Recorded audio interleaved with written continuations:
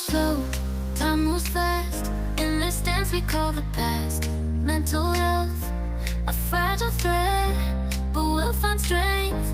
Let love spread. Life's a climb, just take a step. Rise above, find your breath. In the darkness we will find a shining light to free our mind, to free our mind. Self-growth blooms like petals bloom, shedding tears will heal the wounds in the chaos. Let's find peace, embrace the pain, let it release.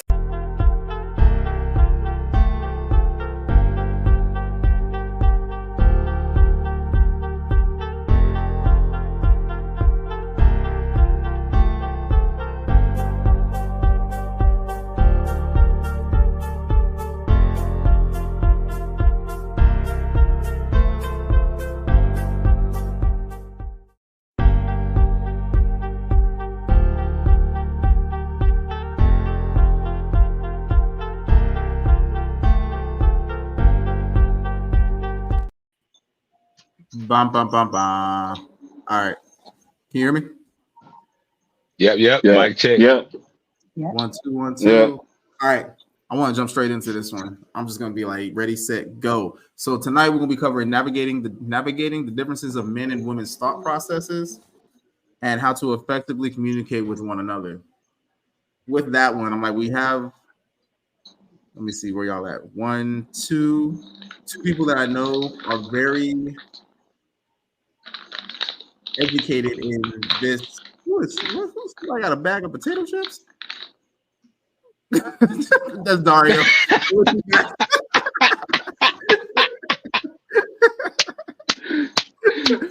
Hey, you know, you see a deer in the the- headlights. The potato full chip. freeze. You know what I'm saying? The full freeze was everything. Like, That was funny. But as I was saying, I'm yeah. like, I know Impossible. You've got some experience on dealing with the feminine and masculine energy, balancing it with yourself. So, and then with Miss Sigma Uno, I know, if I'm not mistaken, I think you were on a panel before talking about a topic that was kind of similar that dealt with like the dating and everything, and then the expectations of men and women. I think it was. Is that accurate? Yeah. So I don't feel that we'll be steering too far away from that. And with that, I'm like, let's go ahead and kick it off. First question I want to ask, just to kind of start it off with something to go ahead and get our minds thinking a little bit. When it comes down to a relationship, heterosexual relationship, what do you feel is one of the number one leading causes to an argument between the two?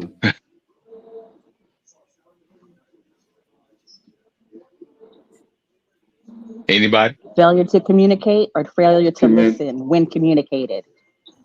Failure to communicate. I can agree. Listen. And who would you say is more prone to the not communicating part? Man. I say 50-50. Really depends on how they were raised and what they've been through, their traumatic experiences and their past relationships. I can agree with that. Okay. Tag. Can you hit a little more on that for me? Go ahead with it, Vexen. Yeah. So like, realistically speaking, like, it really depends on, like how you were raised, which will end up, and what you took from that. Because of course, how you were raised versus what you learned from how you were raised affects everything. Prejudice doesn't have to define you. You can grow against prejudice. And so beyond that, you'll approach life the way you approach life. You will step into relationships how you step into relationships. Some people conform, some people create. And it really depends on your specific perspective lens, as well as the perspective lenses you've gained over the years. A lot of people don't look past their own perspective lens. And a lot of people are constantly trying to get new perspective. So when it comes down to all of that, who generally doesn't listen more, it really depends on like how guarded they are, and how right that person thinks they are. Because God knows that like I end up stumbling a lot on communicating my feelings because I end up taking a lot more time to try and process my feelings than a lot of people. So I, especially if I'm feeling forced to, be forthright when I'm not ready to, then I will blurt something out that might only be a half truth, and then I'll be kind of shutting down and ruining about it for the next week or so until I can figure it out. And a lot of people are like that. My wife, she'll shut down right away.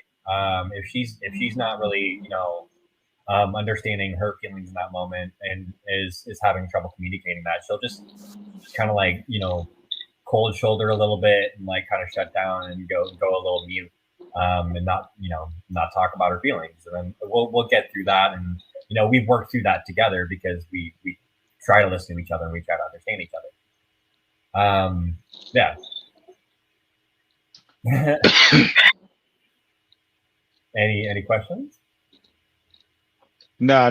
I'll just add on to that and say that most people are in relationships where they're not in a conversation. They just want to say what they say. They don't really hear what you hear because they just want to be in control of whatever the dynamics is really going on, whether who's listening or whether who's just talking. They want to be in some type of level of control through that. So a lot of times we have a difficulty communicating because someone wants to control the narrative about whatever's happening in that particular moment, whether it's dinner, relationships, whether it's some old stuff that you didn't even know you was carrying around with you for the last 20 years. Like it could be anything that could cause you not to speak. Like, why you think most people it's easy to shut down? Where you think they get it from? Somewhere in society, somewhere in our environment, it made it comfortable to just shut it down. Well, sometimes it's not worth it. Some people listen to respond. They listen specifically for their trigger words because they know where the conversation is going without listening to what the person is saying in its totality. They're listening for those trigger words so they can mouth right back off at you what they thought they heard, and they didn't hear anything. They just heard that one trigger word. Those are very ineffective communicators. Yeah. That's a very ineffective communicator because when a whole conversation is for you, pretty much a conversation is like a mini debate, especially when it comes down to you really communicating in a relationship about your feelings. It's technically a debate because you're trying to have this person see why you feel this way about a certain topic. So if you can't sit here and hear the other side out and see their opinion on the situation, because sometimes as a person, it can be your feelings and you can be overreacting. So if you understand and know how to properly communicate that, it doesn't matter if that person really agrees with what you say, but at least that person understands now why you feel that way. Some people can't do that, and now you leave that person like, dang, this person just tripping. I don't know what the heck is wrong with this person. Which is why it shouldn't be a debate. It should just be a matter of a person listening to what you feel, how you feel that way, why you feel that way, so that they know that maybe that's something that they shouldn't do or something that they shouldn't say because that's the trigger for you. That knowing that might not been your intent. However, the statement that you just said is a trigger for me because this. Mind you, I know you're not that individual. I understand this is not that situation. But this is how I feel about what you said. And in order to do that, you literally have to listen to the totality of what the individual said, because you don't get context just on a little piece. You have to have the whole thing. I agree. And when you make mistakes in conversation, be willing to reel yourself back and like take that extra second to really understand, because we all make mistakes. Yep. Like I tell people, like within a few, like if I know I'm be rocking with a person, I get it off like early as heck. I be like, look, I am a blunt person. Sometimes I only know how to say things a certain way. So if I say anything in the course of us having this friendship, whatever we have, that may offend you, please let me know so I can clarify what I meant. With that disclosure. But they Come with a warning always label. forget. Yeah. They always forget. And when I say some blunt shit, they be like, you asshole. What did I say? Right. I do just to tag on to that real quick, Dario. Would you say that the way that a man's mind works and a way that a woman's mind works, for you, you're not thinking you're not thinking anything disrespectful, thinking that you're saying anything disrespectful, but maybe a woman would take it that way? Oh, completely. And Completely. see, I this is see it all the time when it's a comment it's, on that because I'm not a woman. oh, I don't. I can go, me neither. And I can go to the great debate Mm-hmm. because I would love to know why some women allow their friends to call them the B word. But if a man was to do it, it's so disrespectful because me personally, I don't let my homeboys walk around calling me a fuck nigga. Like that's the whole thing. I don't like it's the mindsets. Like how is that okay for this person to call you that? But if I was to call you that, it's this whole thing with guys. If that's gonna be disrespectful to me, ain't nobody finna call me that. I agree. And I mean, Agree. you see that a lot.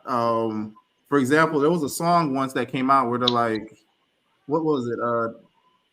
I'm a boss ass, yeah. Like they're like, I'm a boss ass bitch, and like girls over here all calling stuff, oh, that's my bitch and all that stuff.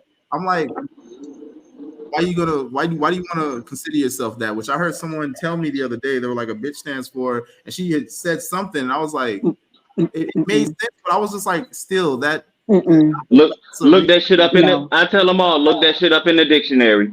Female dog. Yeah. Or No. a bitter woman.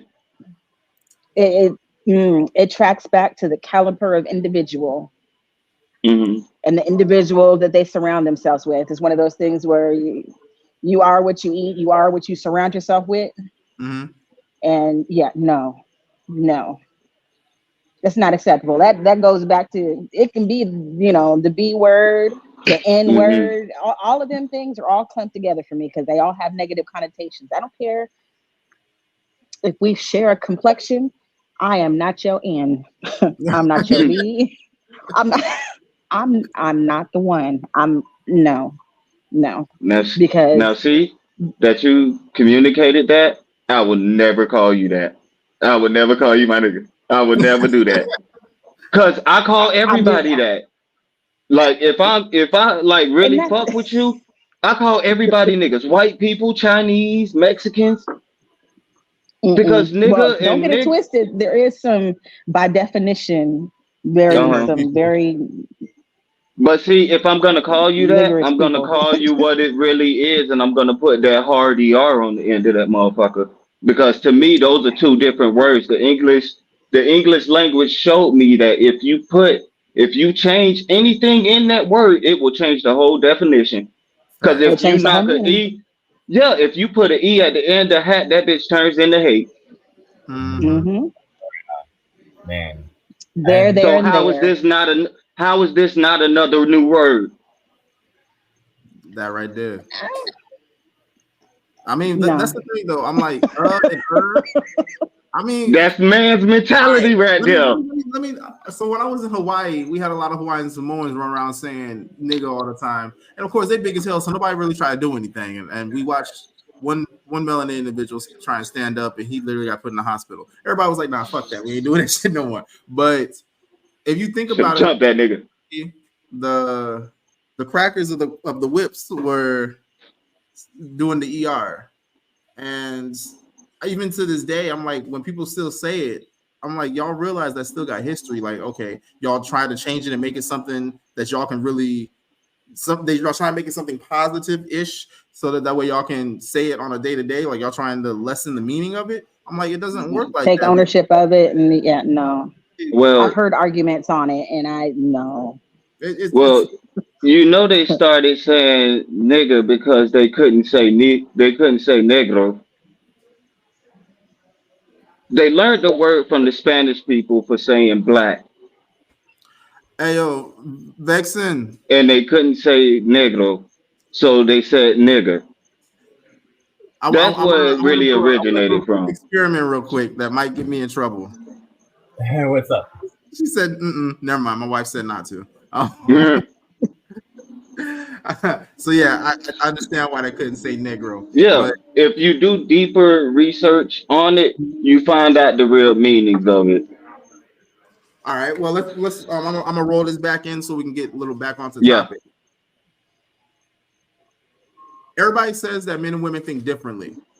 There's things that a man can have a conversation with a man and talk straight to him, but yet when a man talks to a woman, a lot of times they say they have to speak a different language. For the men, do y'all feel that way? Absolutely. Okay. Absolutely. I heard somebody say. What language do we speak? I'm sorry. I'm a man. I don't know what language I speak. All I know is there's time. I'm asking a question. It's a different language. Okay. Say something to Danley, and then say the same thing to me. It's not like you speak the languages though. That right. Hold on. That right there. The emotion that came with the question. Women speak with emotion. Men speak in logic. So that's why men blurt out. That's why men just blurt out things sometimes. Whereas a woman, sometimes she done thought about that shit before she say it to you. Men, we think on our toes. Yeah, we think on our toes as the conversation goes on. That woman, she has that whole list of her questions in the back of her mind. She has became well prepared because she is emotionally attached to this argument. Men, we're not. We just logically think that. So why does every conversation have to be an argument? No, I'm not even saying an argument. I'm saying through life, period. Women think about it through things emotionally. Whereas men will think about something through logic. Like we'll sit on something and ponder like, is this the right decision? Women, most of the time they be like, shit, fuck this. I'm going to get it. I got it. I mean, I'd be falling off the seat of my pants too, but then at the same time, I consider myself non-binary. I don't really I don't associate myself to either gender role. I represent mask, but like I don't mind being called whatever pronoun. Like it really doesn't fucking bother me. So like, and sometimes I'll sit back and I will think logically about a situation, but sometimes I am just flying off the seat of my pants, Annabelle's the same way. She's she'll be blurting out shit too. She's very, very logically minded, almost a lot more than I am. And so like the argument it is on both sides. Like it shouldn't be an argument because like people are people at the end of the day. And how you think is how you think. We're a product of our environments, but we make our choices from that. I don't know. I shouldn't say we're a product of our environment. Our environment we are to where we are now. We are definitely a product of our environment. And I'm gonna go ahead and put all my cards on the table while we're having this conversation. So it is what it is. I am a woman. However, I was a woman raised in a household of nothing but men. Only time I was surrounded by women or other girls was in school. And 9 times out of 10, if they were trying to hang out with me, it was to hook up with one of my siblings, which was not a good look. But to live in a house with nothing but men and listen to women talk all day, I don't know how y'all do it. I'm not gonna lie to you. Women are just as bad as men in their own setting. There's in fact, I would even dare to say worse. Women are worse than men. Dang. When it comes to women having conversations, because where you guys think women have a line, they don't. No holds barred. They do not. They do not. So that when and that's you're in that argument with the friend or whatever, I wouldn't even say it's emotion. As far as I'm concerned, I am not going to have a conversation with any. I guess I shouldn't use this word, but it is the word that I'm going to use for this purpose. I am not going to discuss my relationship with my husband or boyfriend or whatever that looks like with another female.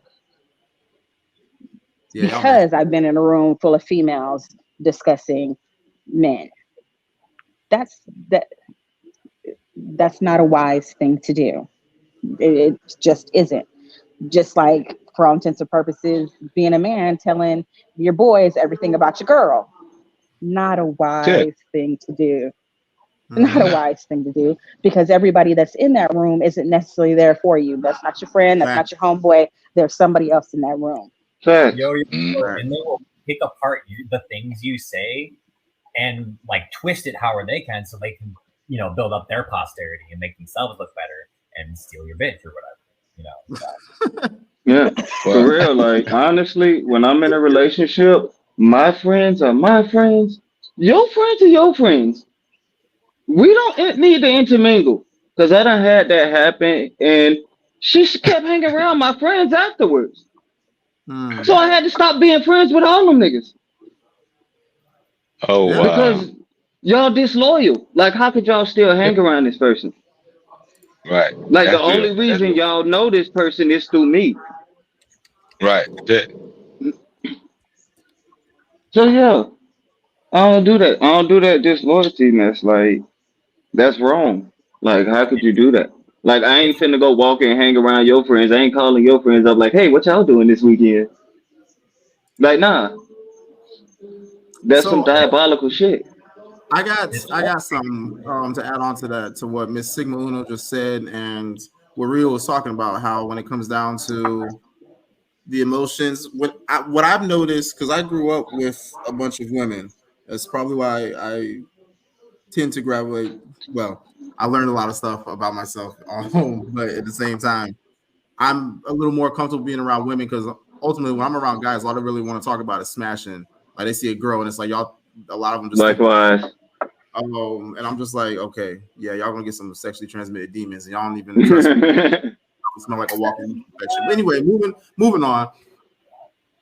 I saw a video with Umar, and he was talking to Nick Cannon, and he was addressing when Nick Cannon wore a dress. And Nick Cannon was like, was there something wrong with me wearing a dress? And he's like, well, you think about it. He's like, we have black men. He's like, what? He's like, there's a difference between the divine masculine energy and the feminine energy, and then the sex. He's like, what you're portraying is the feminine sex. You have the masculine energy, which usually a lot of times is that defending and the aggression. He's like, but then you have the feminine energy, which is that patience, the emotion. And so that's why I thought of that when I think Rio had said it, when women speak emotionally. I'm like, that's the thing. I feel like a lot of women, they are logical with things, but their patience of when they're going to speak about it is ultimately, I feel that, because I wouldn't call it patience. Yeah, I would not see. And this is where I teeter that line. Because as it's going on, I feel like as the time is going on right then and there, they won't say anything, and they're thinking about how they're going to do it, and eventually they blow up. And by that time, the man is already past that. So he's like, where the fuck is this coming from? It's a game of chess. It is a game. You've collected all these pieces, thought out, for such a time as whatever. That's not patience. That's not patience. That's patience. Because me, I'm bring it up. I'm going off the first text message. I'm going off the first text message. Setup is what that is. I just want you are right? When you start looking at things and holding cards and holding pieces, that's not patience. That's calculations. You take patience to have calculation. one very wise. Right or wrong? How you think you thought out that plan? Negative. You don't have to have patience to wait shit out. Like to get No, all of not your really. pieces? Not really. Some folks set themselves up. Some folks, you sit there long enough and they be done seal their own Look fate. at what you just said. You Just in sit there case. long enough. You sit But there just in long case. enough. Hold on. I want to hear what You don't Impossible got to say. Bro, man is. Go ahead. His eyes are gleaming. He's got a finger. For real. He about to say something. And listen. And these are the relationships that they're in and what we are defining, and we're asking the question, what? Look at what we're defining. Listen to this. Calculated. We out here strategizing a war, and we talking supposed to be about relationships. See? Yep. You know what I'm saying? We're supposed to be talking about building a unity and building a community and coming together and bringing each other together as one. But we out here strategizing on one another. But and this is what relationships are about today.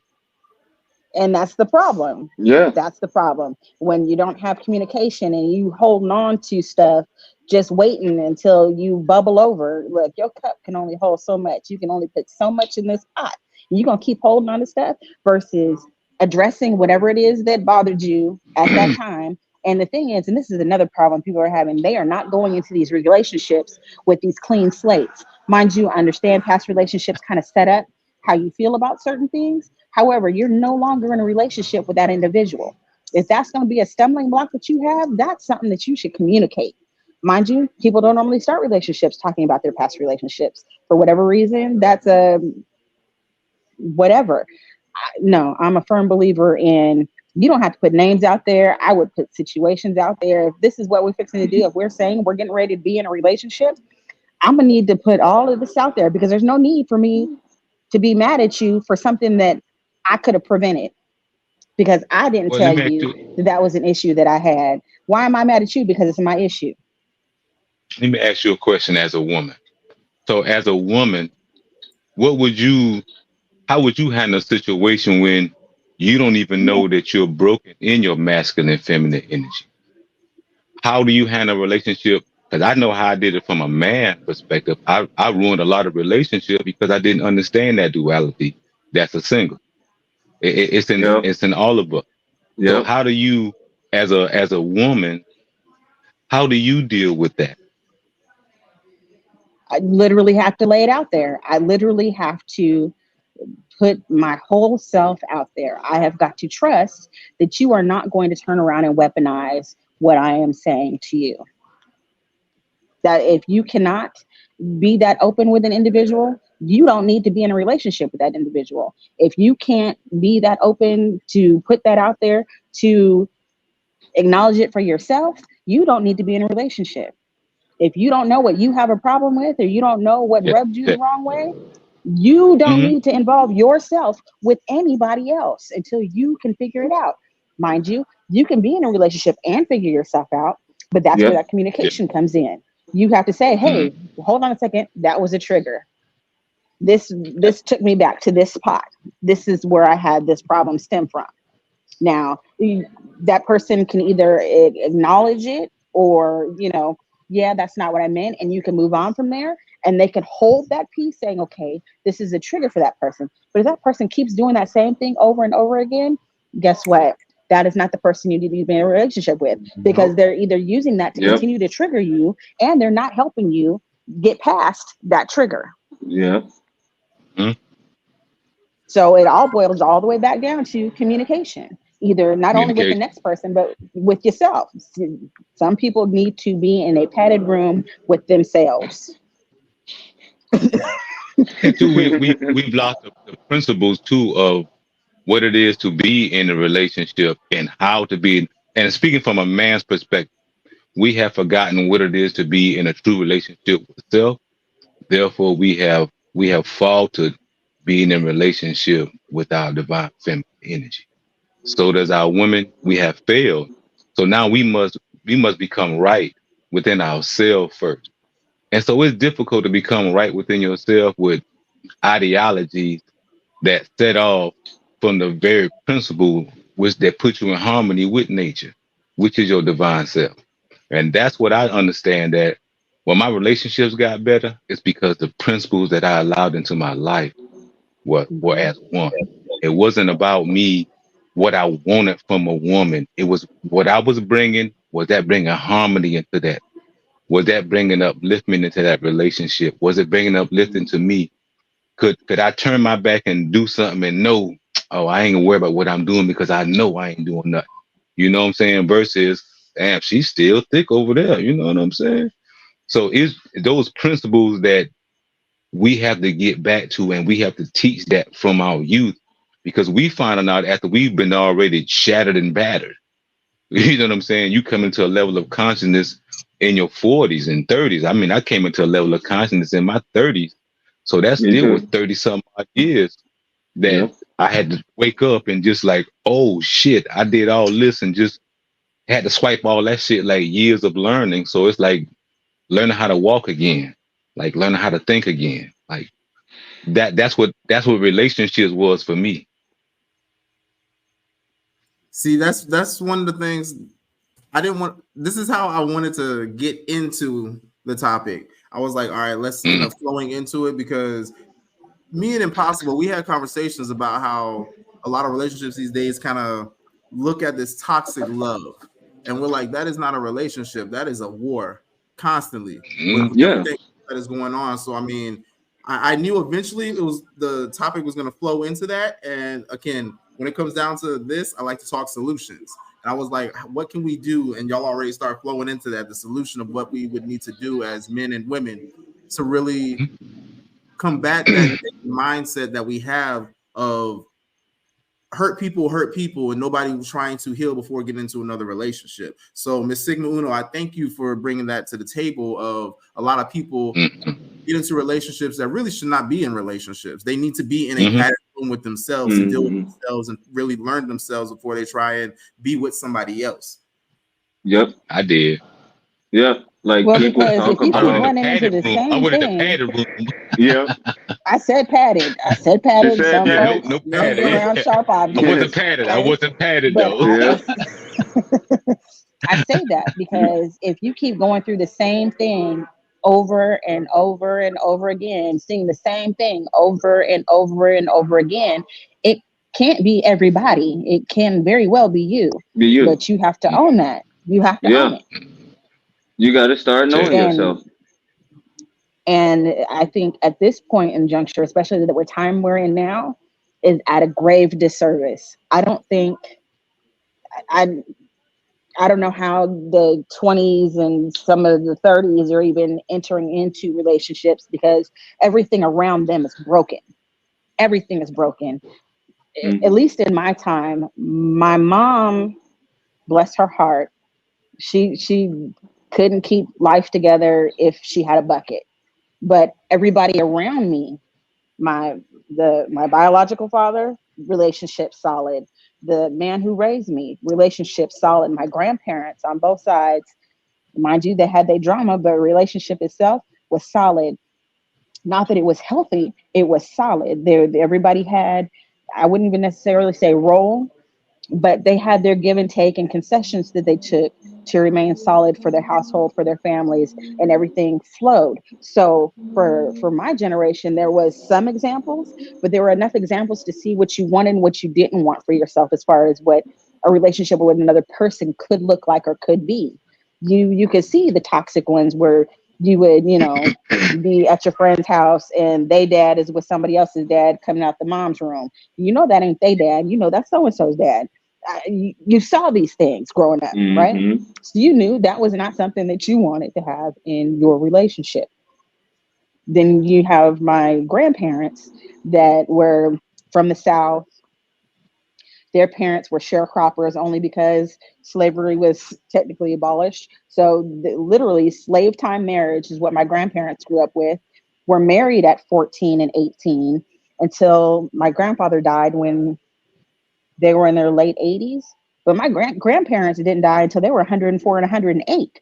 So I got to see relationships that were formed out of horrible situations to people that hooked up because they wanted to hook up and be together and stay together through all the things that happen with regards to race, with regards to economy, with regards to households that went through the 60s and 70s where they decided to break up the Black households and literally take men out of it and try to make them obsolete, to be through the 80s where, oh, this Miss Independent woman, I can do all things, and the system this and all. I saw and lived through all of that.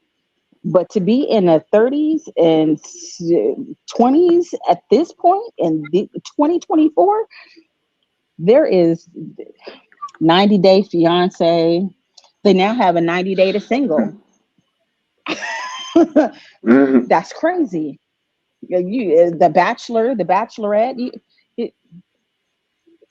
Oh my God, it went wrong when they had Flavor Love, whatever that was called.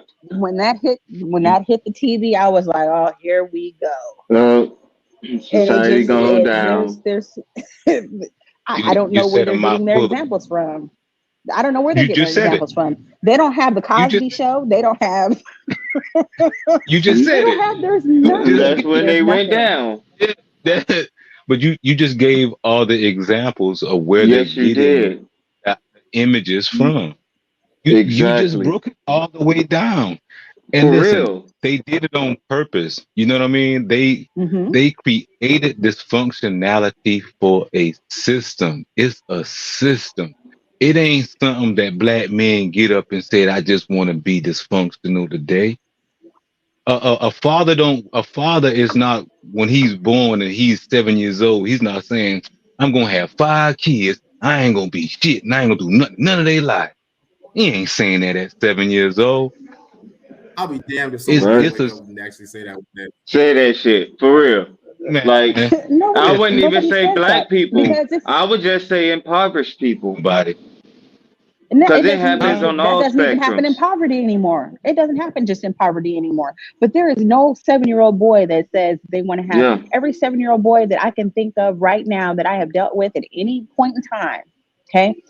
Whether it be a household where the father's there or the household where more likely when the father is not there. When I have kids, I want to be there. Mm-hmm. They know what it's like to be without, but they don't know how to be with or how to be there. They had no example. There was no example. Exactly. That's my point. That's my point. And then they get thrust in these situations. They get thrust in these situations where now they're a father. There's no example. They know they want to be there, but they done got into this relationship with this woman that they shouldn't have been there to begin with, because neither of them have dealt with any of their issues. But or even know each other. That's all they know. That's all they know. But that's not going to hold a relationship. That sex doesn't raise a family. Sex doesn't put in morals and standards and beliefs and edify the body, edify the mind, edify the spirit. Doesn't do any of that. And then you get those that, Lord, forgive me, I'm going to say it, and I'm the pastor's daughter, but you get these single mothers that go to church and they put these men in front of their children as examples of the man that should be in their life, or this is what, I don't know how they even explain it, because I didn't go through none of them changes. I just couldn't do it. Those are not examples of a father. That's the deacon of the church. That's the pastor of the church. They have their own idiosyncrasies, their own whatever. Unless you were in that family, unless you are part of that family to know the intricate works and things out, I wouldn't put some random guy in front of my kids and say, hey, this is what your father could be like if you had one. That's not how that works. Because then you run into that child seeing all the negative extras that person has in their life that you don't even know about, because kids see things that adults just don't see. And they process them way different than what we would process them as. So now that they've seen this person that's supposed to be the person that's supposed to lead them in that path, as far as that male energy, that male role model is not what they should have. And I dare say that in some instances, it's better to raise them until you can raise them and make sure that you instill in them what they need to make themselves. But to have them formulate themselves into or emulate somebody else is the worst thing that has happened. It's the worst thing that's happened, because everybody wants to be a rapper, everybody wants to be a gangster, everybody wants to do all these things, and that's what you put in front of these kids is those things. And no, just no. You have to let them be their own person, first and foremost. You know, and a lot of society has been, I feel, built around, you know, destroying the creative genius in children through, you know, those patriarchal nuances that are put out through media, that are put out through, you know, whatever religious institutions that are, you know, ruling that community or whatever, you know. It's really, really sad to see. And you know, it's like the whole indigo children like conspiracy and all that. Like there's a lot of people out there that believe that like a lot of kids who you know, were really honestly exploring their creative genius were stomped on by the government through ADHD medication and shit like that. And you know, bullshit systems that tell them that their behavior is a problem, when in reality they just needed to check their emotional maturity and their emotional not emotional maturity, but their emotional regulation. They need to be taught how to understand their feelings and understand their emotions, so they can think through their emotions logically and explore their creative genius. And you know, it's a whole mess, and I hate seeing it. And I'm glad that my stepson Eli is a person, and I love him so much. And he makes my day brighter every day. He makes my heart smile because he is independent. He is figuring things out on his own. He gets frustrated, you know, when he feels like he's having a hard time with things. And a lot of times he just doesn't want to work through problems, and that's okay, you know. But as long as we're continuing to teach them to be themselves, you know, I think we'll have a good society. You know, we'll have people that are more willing to connect and more willing to try to understand each other and try to explore solutions to complex problems with compassion and creativity. And we're seeing that change, hopefully. So yeah, it's yeah. I want to add a little something on there. Do you feel that growing up and having relationships, it stems a lot from the emotions that you were, or how you were taught to deal with emotions as a child? Yeah.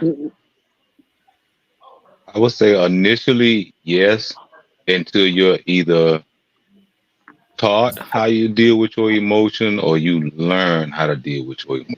But, you know, and initially, whatever you see about relationship as a child, in the beginning, that's going to be your type of relationship, because that's the archetypical image that you're going to go by. I don't give a damn what nobody says. You can't fight that. That's why we all had certain type of relationship, because we saw it in our psyche, whether we wanted that or we wanted other. So ultimately, when we come back around to it, it just depends on you, how you're going to handle it. But with those principles, you get to teach a child from your age, 1 and 2 years old, how to deal with emotion from spiritual principles that they can walk with the rest of their lives with it. When every time they get emotional, they can go to these principles. Every time she get emotional, she goes to these principles. They have images, they have stories, they have myth, they have things that they can look at and say, that's who I am, that's my history. We lost our identity. Now you have to get that back, even in relationships. because of all the things that we're describing the dysfunction of relation. And I know we go through ups and downs. I get all of that, and this is what happened. And yes, we went through all of those things. But the thing that hurts us the most is the dysfunction. So that's what we want to correct. But the real reason that the only way to correct the dysfunction is to correct the psyche. You got to connect the mind, your heart, and your spirit. They're too busy being entertained. Dysfunction is not entertainment. Yeah. That's why there's so much dysfunction out there. That's what I'm saying. So that's the normal way of living. So they market dysfunctionality in the system.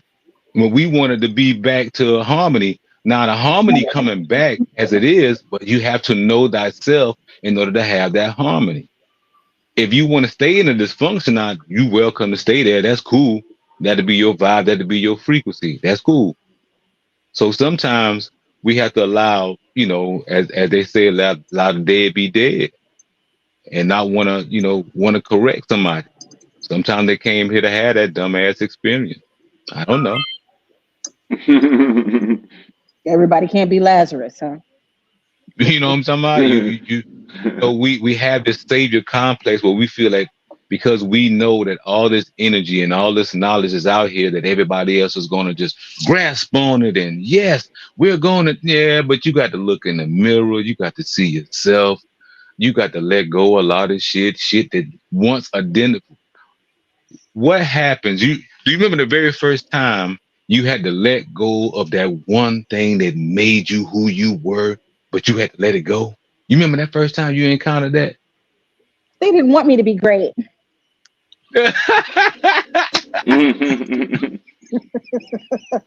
Yeah, no, Do you remember your first time? It wasn't. Huh? Did you remember? I didn't put it down. I put it on the shelf so I could go back and pick it up. But I know the use of it. I know the use of it. All right. And I found the space for it. You got to know the use in the space. Everything that's in you has a time. There's a time for everything that's in you. Whether it be for advancement or self-preservation, everything that's in you, there's a place for it. Now, how you got those things is something completely different. But how you use those things will either help you or hurt you. Jay.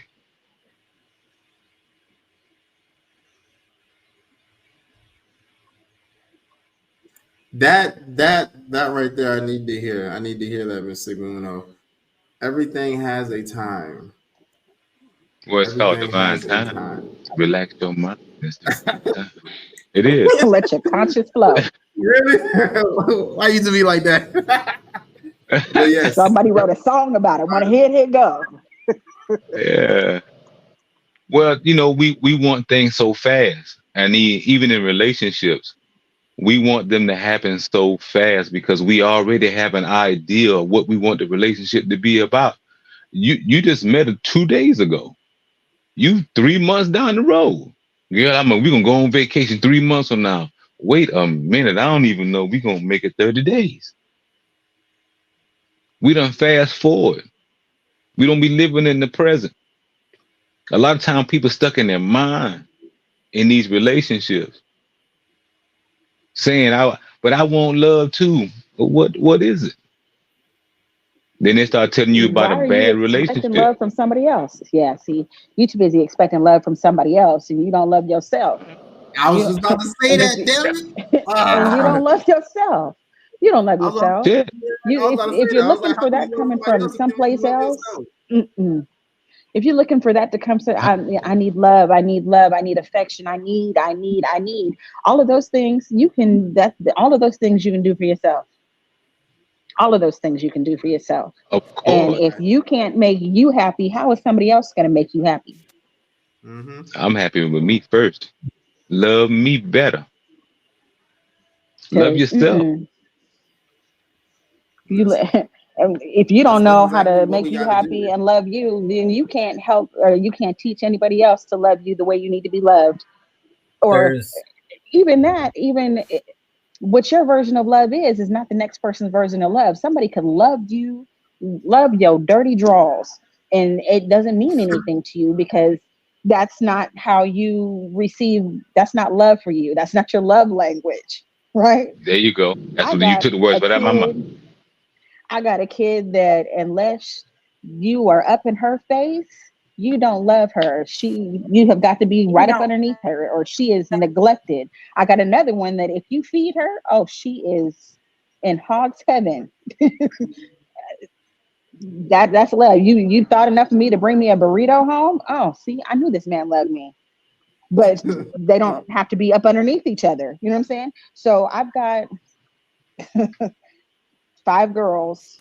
All of them have different love languages. You put them all in the same space, they will irritate the hell out of you.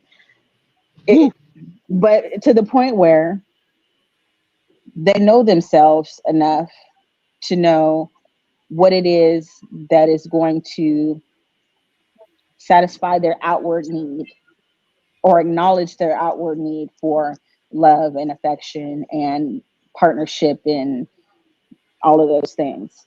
But if you don't know what it is that makes you happy as an individual yourself, they could literally move the moon, the earth, and all the stars for you, and it wouldn't mean anything to you. You would still feel alone. You would still feel neglected, and you wouldn't feel loved because that's not your love language. But you instilled that type of love language. You showed the archetypical form of that love language. You allowed them to understand that from an example of that love language. So that would definitely be something that they could easily speak because the representation was such at a high level. So it will You would think be that? behoove. Oh, definitely. You wouldn't be sitting here right now expressing what you're expressing right now if you didn't do it at a high level. Well, the thing is You I did couldn't it for speak. myself. I did that for myself. That's what I'm Okay. saying. So Yeah. everything that I gave my girls was introspective. You need to know these things for yourself. You need to be able to take care of yourself. It's Yeah. not a matter of dependence. It's not a matter of anything like that. So when they entered into relationships, the relationship itself was not a necessity. It's a However, plus. I would like to get to know you, and I see that you're an individual that I could build, grow, and we can exchange whatever. You know what I mean? For all intents and purposes, when it came to my last 3 girls, it got to the point where you are your own corporation. Do not take on assets that are going to be liabilities. If it doesn't expand, if it doesn't grow, if it does not introduce anything new and plentiful into your time space or then it's not worth it. Why go backwards?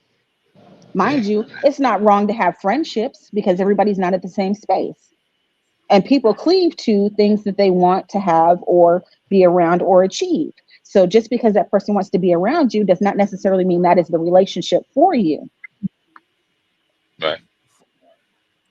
But to be able to differentiate that, that comes with some hurdles and some failures and some other things. But again, to know yourself well enough to acknowledge it. We call it evolution. Yeah, that's what we call it. Evolve past this. But yeah, we call it evolution. What's up, Sigma? What's going on? How you doing?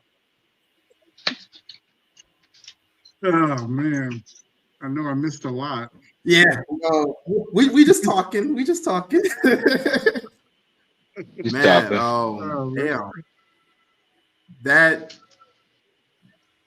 That was deep. That was deep. That was a lot. I should have took fucking notes. I'm sorry. I was just stuck in there listening. I was like, dang, bro. I don't think about myself and everything I'm doing. I'm like, dang, bro. I'm disappointed with myself right now.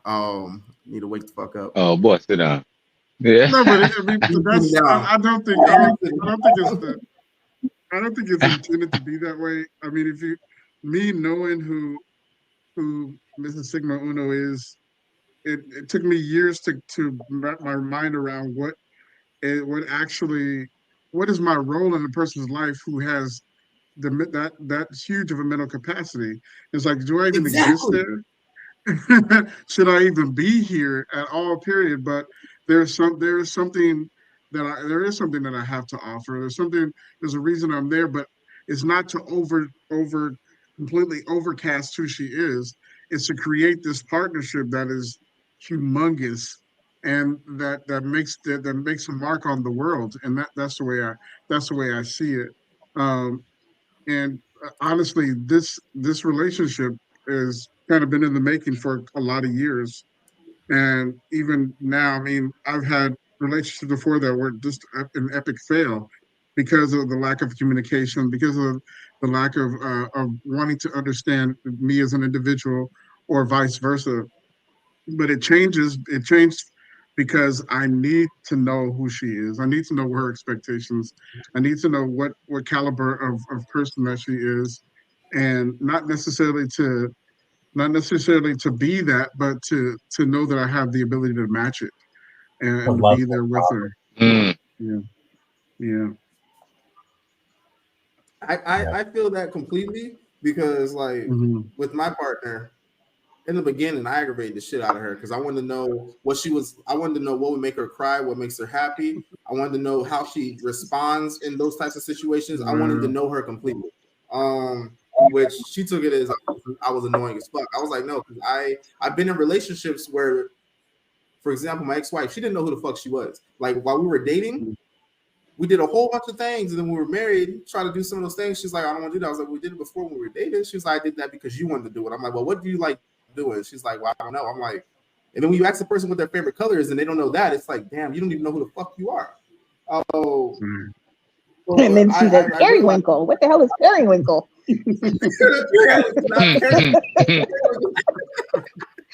Oh, speaking of that, here you go. But I mean, ultimately, I'm like, I did not want to fall in love with another masquerade.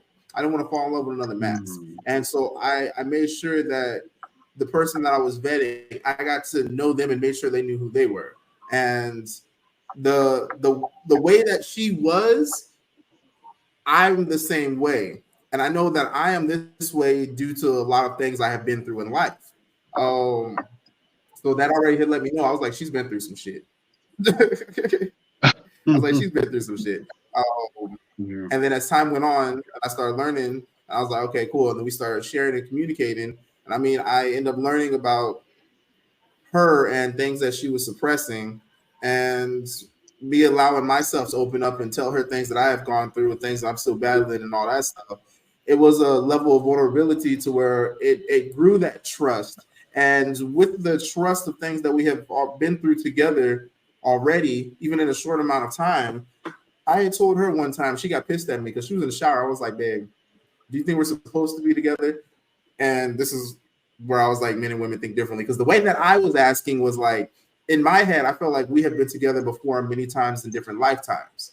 Like, I feel like are we supposed to be together? Like, no matter what happens in another timeline and all that stuff, we're always supposed to be together. Like, we're going to come together. She took it as in me questioning our relationship. That was funny. I was like, wait, what? This just took a complete 180. But then this came out of left. You like, hold up.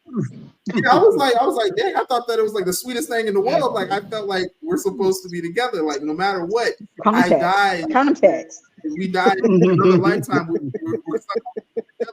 She took it as in like, you want to leave? Like, I will find you. What the fuck you mean about this? I'm like, no, it's not like this. It's like I'm trying to present a rose and she coming at me with a hatchet damn near. But anyway, and I was like, y'all looking like that couple off of Living Single, and we still together. but seriously, when it comes down to how we talked about earlier about trust, I've been in the situations where it's like I trusted someone with some things, and they try using it against me later on. I'm like, you can trust everybody, but you have to know what you can trust people with. You can't trust everybody with everything. Like, for example, I might be able to trust Vexton with giving me a cup of water, but I wouldn't trust him with watching my kids type thing, you know? So, I mean, yeah, because your kids, boy, those are acquired tastes, buddy. I know, because my kids will probably kill him. Yo, my kids are something different. I'm just warning you. Like, I would come to grab my kids, and they'd be sitting on the front porch, and I'm like, yo, where is he at? Open the door, and you're duct taped to the wall somewhere. Like, I'm just letting you know. They have creative minds. All right? Think about this. My mom is not as crazy as I am. So you got baby kids. Oh no, them ain't no baby kids. They're not baby kids. Yeah, they're not baby kids. No, they are not baby kids. They are sweet in the public eye, but they are destructive in the. She said, "Wait, don't get my grandbabies like that." yeah, hold on. Yeah, no. Look at that. Look at you. Don't do baby. See, you already messed up, Impossible. You already messed up. You already have the guys don't do like that, bro. I'm gonna leave him. I'm gonna leave him with you for 30 minutes. People like, nephew, come and get your kids.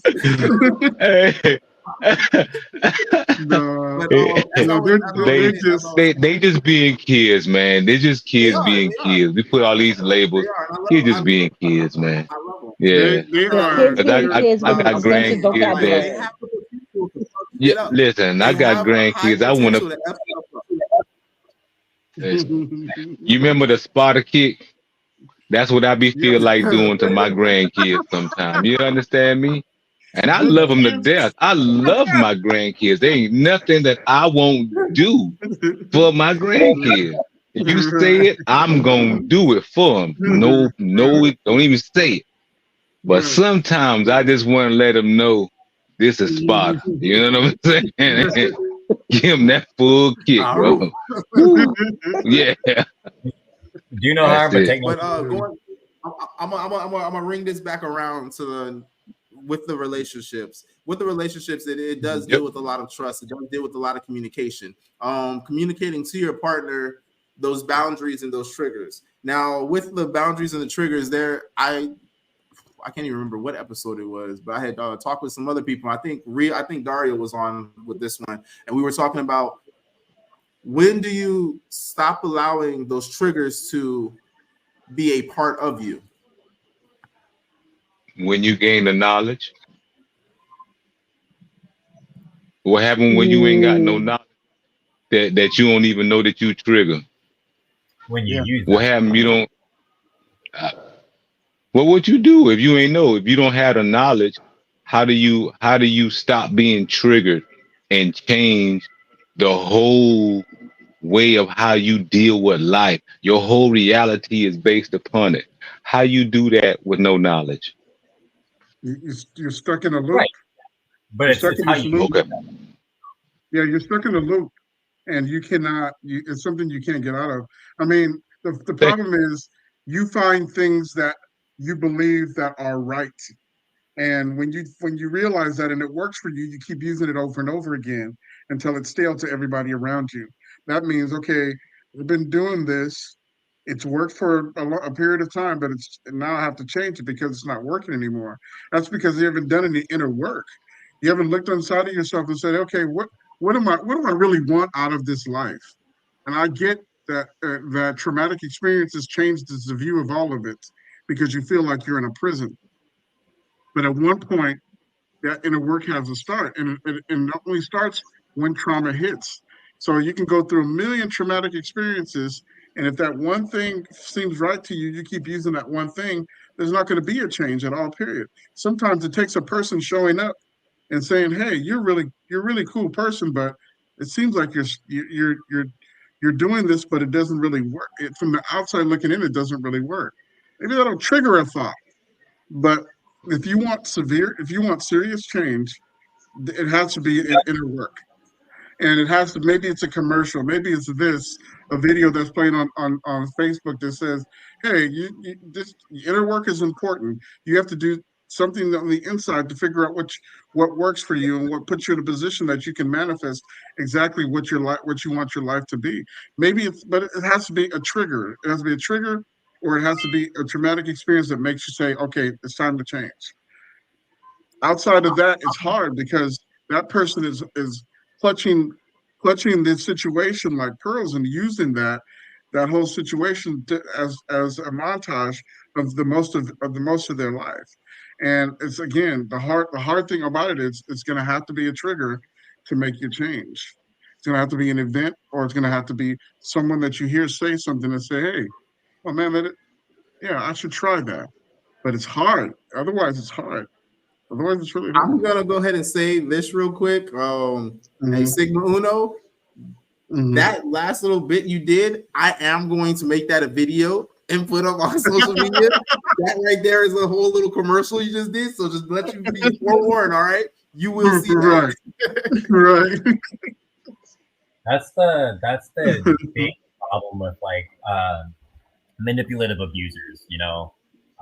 They want to script your thought process. They want you to be in that hole so they can walk around you in that loop, you know. And sometimes it does take that one trigger at the right time to really break that loop and break through and really start growing in the way that you need to, in the direction that you need to. And you know, even it'll help you even like break through those loops, you know, the coming loops, once you've seen through the bullshit once, it gets easier to see through the bullshit the more it comes. And you know, I always say realize, you know, because that's the fucking truth. You know, I believe words have power. Yes, words have power. Yes, but feelings are real. You can use your words to help clarify your feelings, but words often put more people in boxes than you'd ever want, you know. And so, like, just be real with your feelings. Work through the system that has been placed around you and grow into who you are and your thought processes and your feelings, and not what everybody else wants to put on you.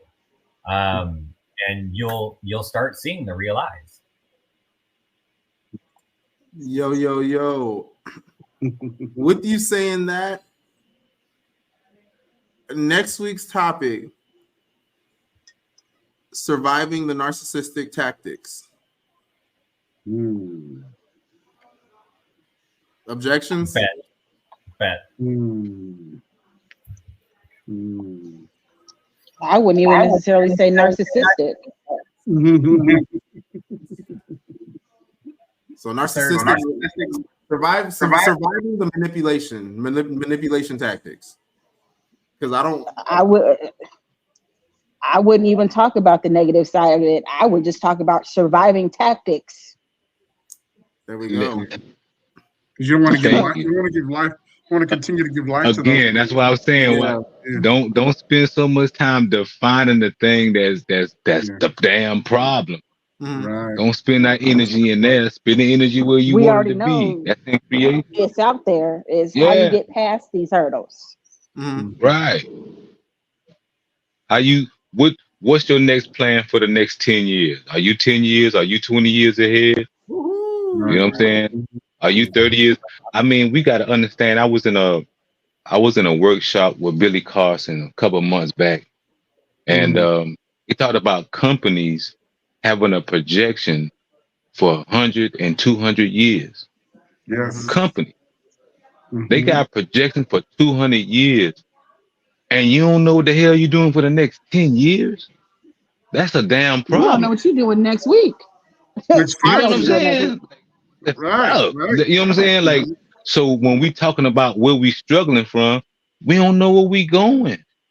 We don't know if we want to do it collectively together or not.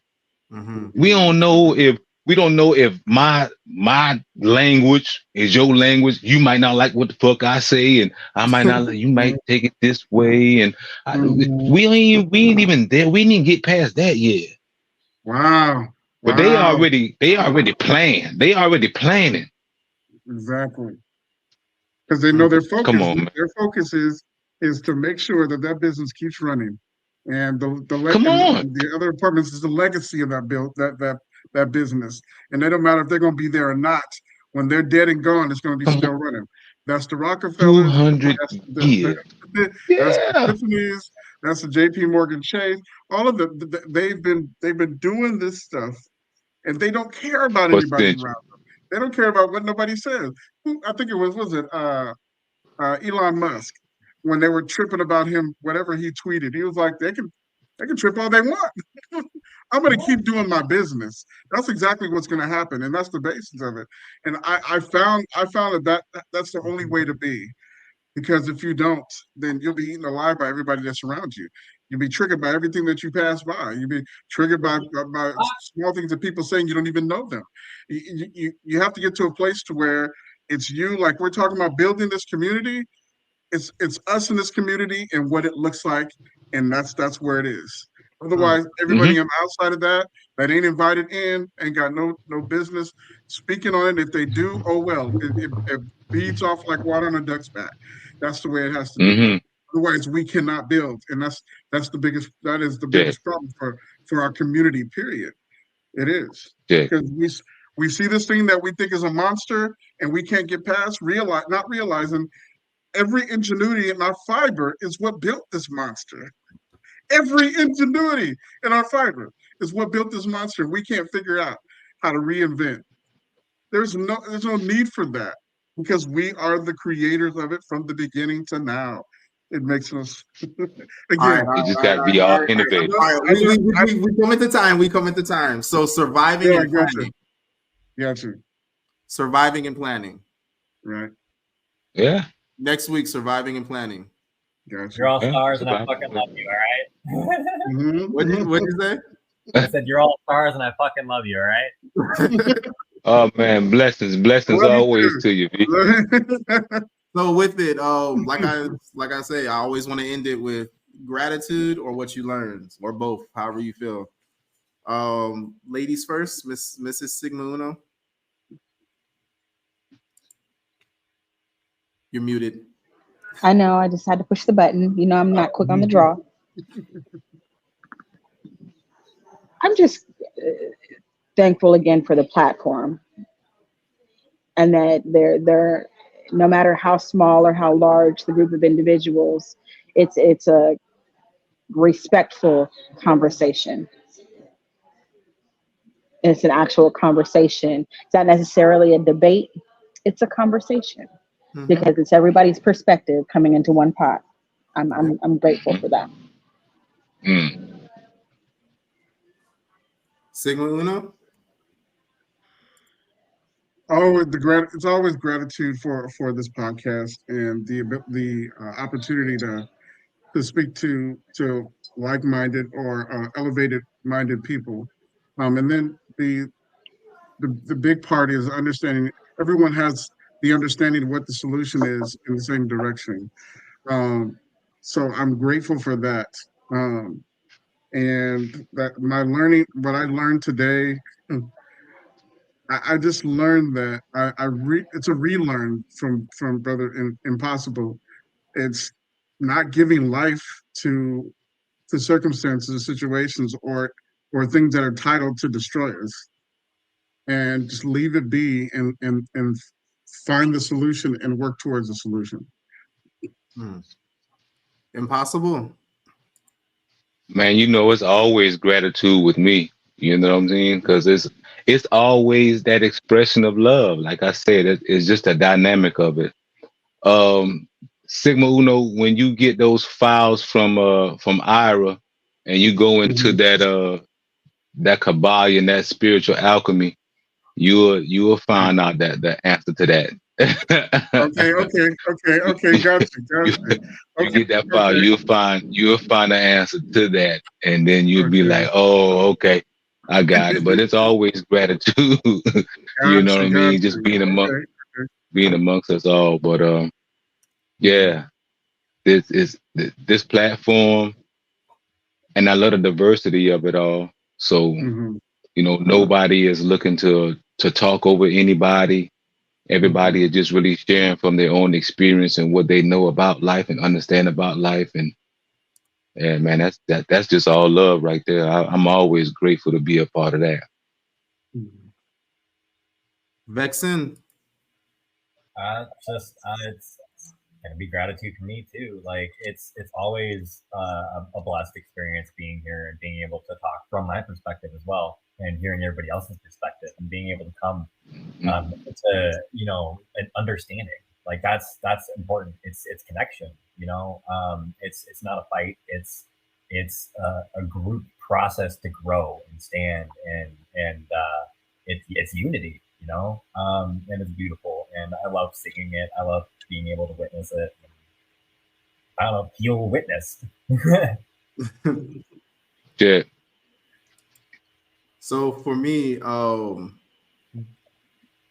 have to say the biggest thing that I took away I took away a couple things actually. I'm not gonna get into all of them because this is gonna go longer. But the time, there's a time for everything. Like Mrs. Sigmaluno said that, and it really. I'm an impatient motherfucker. I'm not gonna lie. And with that, it's like timing, and it's interesting because for the longest time, I kept getting told, "I'm not listening. I'm not listening." I'm like, "What the hell am I not listening to?" A lot of things that end up happening was because of the fact that I tried rushing things, and the timing, that patience.